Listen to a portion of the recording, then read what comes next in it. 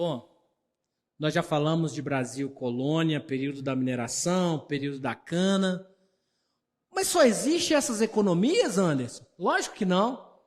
É lógico, né, que a gente tem um composto aí econômico que é baseado na cana. Se a gente fosse traçar uma lista aqui, né, nós teríamos aqui o pau-brasil, que é a primeira exploração, mas ele não entraria como base econômica, né, porque ele não foi uma exploração inteligente, ele foi só predatória. Logo em seguida, ao pau-brasil, com o processo de colonização, nós tivemos aí a cana.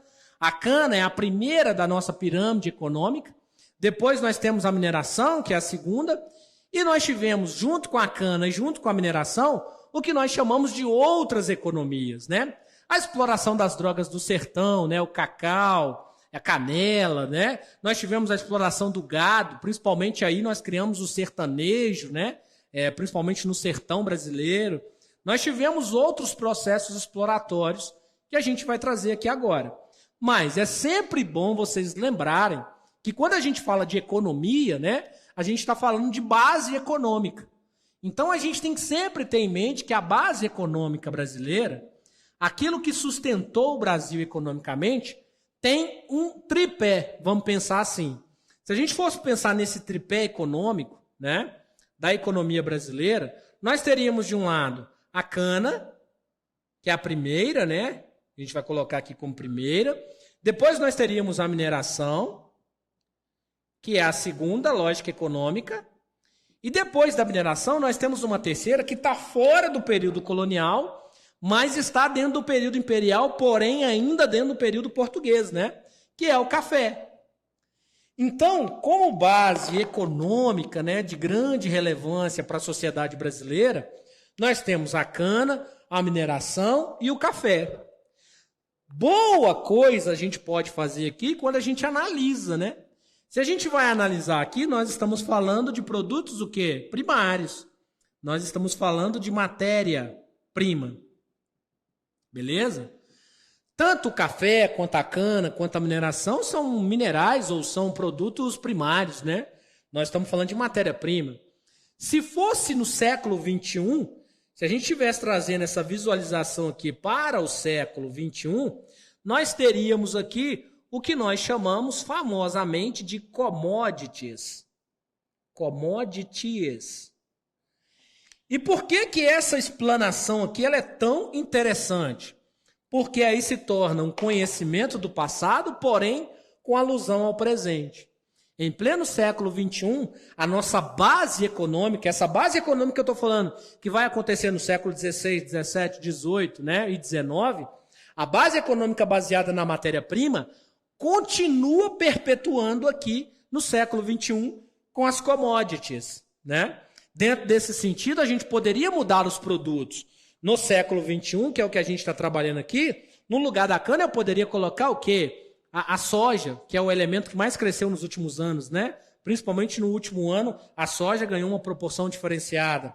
Nós poderíamos colocar aqui o boi, né? A produção da vaca, né? Dos bois no Brasil. O Brasil é um dos maiores produtores e exportadores de carne do mundo.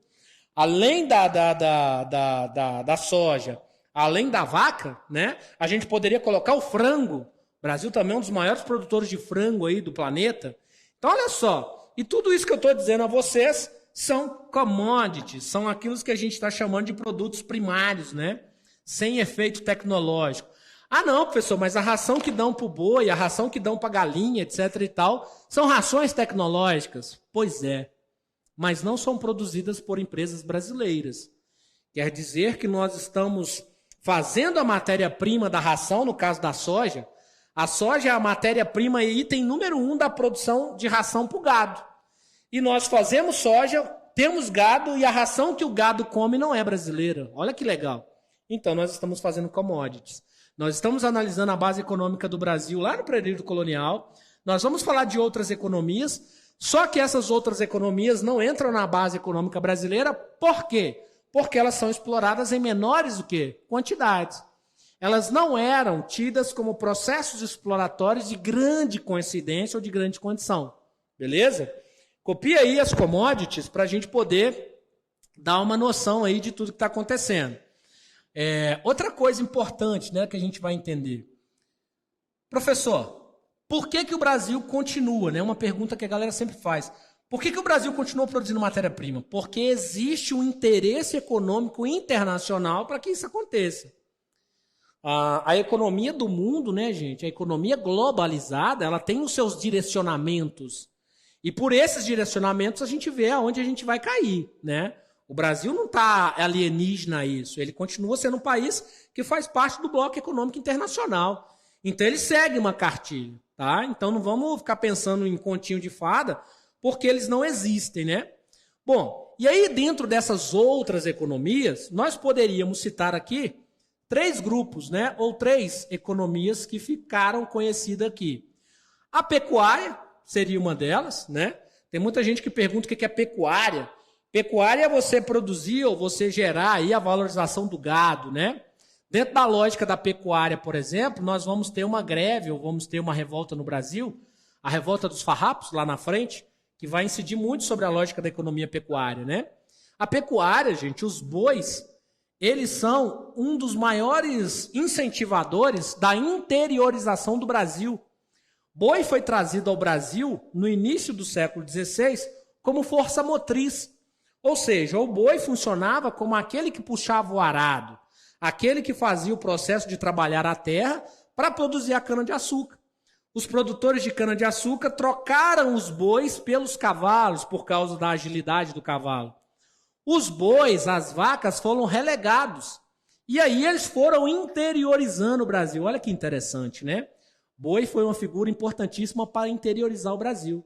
No processo hoje de desmatamento da floresta amazônica, boa parte do desmatamento não é apenas para a lógica de corte de árvore. Boa parte do desmatamento tem a ver com a criação de gado e tem a ver com a produção ou com o aumento do processo de produção de soja. Olha que doideira, né? Boi interiorizando. E por que boi é um boi interiorizador? Porque ele come tudo que ele acha pela frente e vai amassando, né? Então o boi foi muito utilizado como pecuária. É daí que surge o sertanejo, né? Essa figura emblemática aí do Nordeste aí. Nós temos no Brasil também um outro produto que vai começar a florescer, que é a produção do tabaco e do algodão, principalmente na região norte do Brasil, né, a região do Maranhão ali, produção do tabaco e do algodão.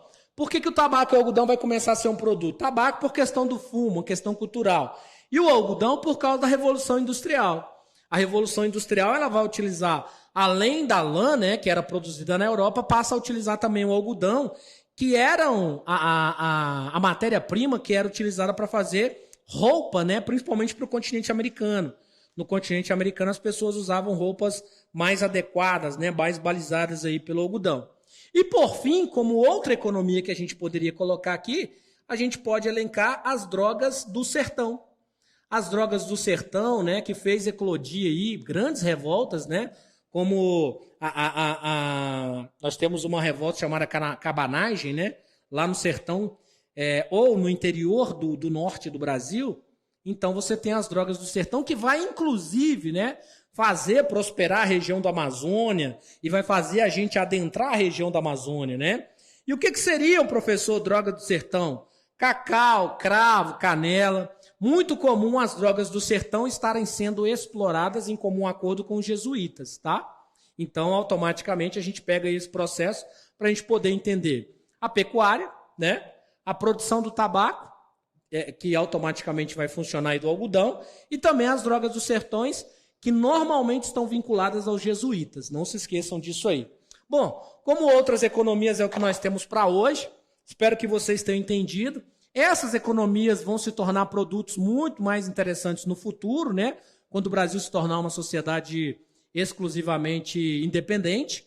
E aí você vai ter a prosperidade, né, desses produtos no futuro muito próximo. Por enquanto é bom você saber que o Brasil progride nesse setor também, apesar de tudo aquilo que eu acabei de falar, ele também ser setor primário, né? Nada tecnológico. É lógico que nós já descobrimos, né, a razão disso. Portugal criou legislações que impedia, né, através do Pacto Colonial, vamos esquecer que nós temos o Pacto Colonial aqui no Brasil, através do Pacto Colonial o Brasil não podia produzir produtos manufaturados. Através do Pacto Colonial o Brasil só poderia vender matéria-prima. Então nós comprávamos o quê? O que era manufaturado. Não podemos nunca esquecer, todas as vezes que formos falar de questões econômicas e que vocês forem analisar questões econômicas no Brasil colônia, não esqueçam jamais da lógica do Pacto Colonial. Porque sem o Pacto Colonial a gente não é nada aqui nesse país, tá? No sentido de entender que nada do que a gente fazia era só porque a gente queria fazer, porque a gente era atrasado, né? Portugal contribuiu e muito para o nosso atraso nesse sentido, beleza? Tamo junto? Até a próxima aí.